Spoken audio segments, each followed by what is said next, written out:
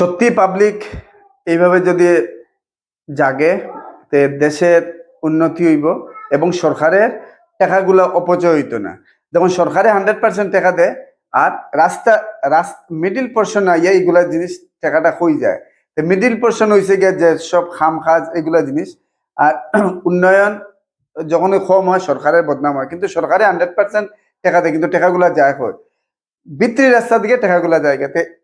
এই যে রাস্তার এই ধরনের রাস্তার সংস্কারের অভাবে পশ্চিম সনবিলে এলাকার উদীয়মান যুবকরা তারা একটা ব্যবস্থা নিছে, যে ব্যবস্থাটা আমরা সোশ্যাল মিডিয়ার মাধ্যমে দেখতে পারছি। তারা একটা কথা কইছে যে সরকারি যেগুলা কাম কাজ হয় এইগুলা দেখশুনের লাগিয়া বা অনেক সময় ফলক লাগানি হয় না, অনেক সময় আধা কাজ সম্পূর্ণ করিয়া যায় গিয়া। তো যাই হোক, আমরা তারা কথাটা শুনলে বিস্তারিত বুঝতাম পারবো যে তারা কোন কথাটা কইতে চাইছে। শুনিলেই বিলর পশ্চিমাঞ্চলের বর্তমানে যে অবস্থা, রাস্তাঘাটের হোক বা বিভিন্ন উন্নয়নমূলক কাজের অবস্থা খুব বেহাল। এই বেহাল অবস্থা কেউ আগুইয়া না, আমরা খেরর বিধায়ক হোক বা কোনো রাজনীতিক আমরা হেল্প পাইয়ান না। তো কথা দেখাশোনার লাগিয়া বা এরা এই কাজগুলা কিলা করানি যায়, কিলা জুয়ো করা যায়, যার কারণে একটা কমিটি বানানি হইতো এবং এরার মাধ্যমে এরা প্রতিবাদ করতে লাগে, প্রতিবাদ কর্তা বা এরা যে কোনো ইনিশিয়েটিভ লওয়া লাগে, মানে এই কাজগুলো সম্পূর্ণ করার লাগে ওখানে লাগে একটা কমিটি বানানি হয়েছে এবং এই কমিটির প্রেসিডেন্ট হিসাবে আমার নিয়োগ দেওয়া হয়েছে। তো আমরা কমিটিটা অলরেডি বনছে, প্রেসিডেন্ট আমি আছি এবং আমার যারা পাশে আছে মাসুদুর রহমান তাই ভাইস প্রেসিডেন্ট, তাই নাজিমুদ্দিন সেক্রেটারি, তামিম খান জয়েন্ট সেক্রেটারি নিয়ে আরও 20 সদস্য বিশিষ্ট একটা কমিটি বানানো হয়েছে। তো আমরা মূল প্রথম আমরা লক্ষ্য হইব গিয়া যে আমরা এলাকার বর্তমানে যে রাস্তাগুলো আছে এই রাস্তাগুলার যে দুর্দশা বা বেহাল অবস্থা ইত্যাদি সমাধান করতে বা রাস্তাগুলা ঠিক করতে চলার উপযোগী করিয়া তুলতে সময় আমরা বিধায়কের দ্বারস্থ হইতে লাগে।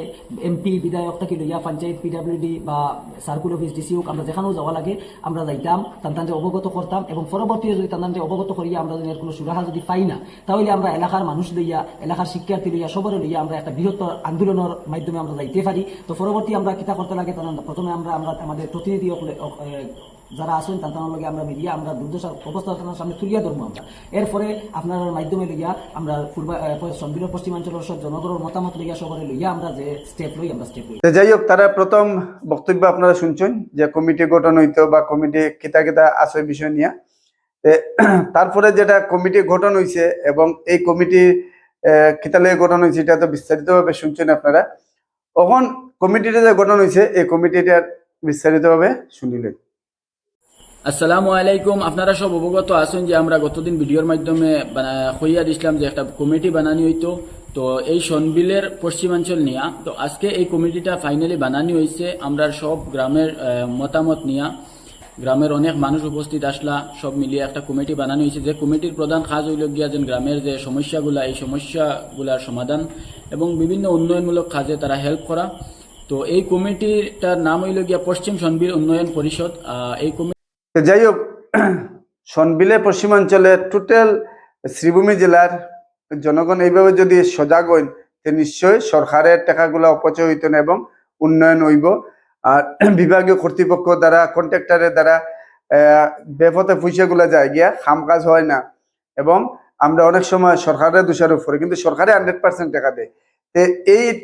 এই ব্যাপারে যারা যুবকরা তারা কথাটা শুনছেন, প্রথমে একটা কমিটি গঠন করবার লাগে তারা আহ্বান করছে মিটিং, তারপরে কমিটি গঠন হয়েছে আর তারপরে তারা বিস্তারিত হয়েছে।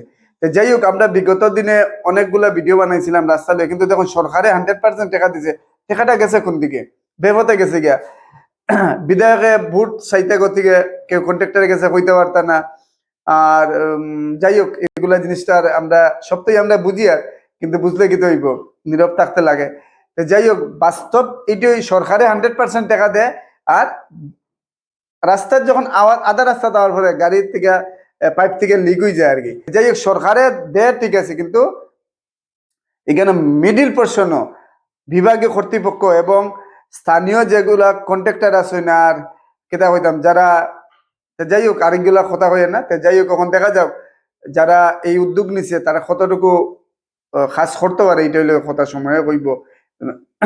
যাই হোক, সবাই সুস্থ তখন ভালো তখন এটাই কামনা।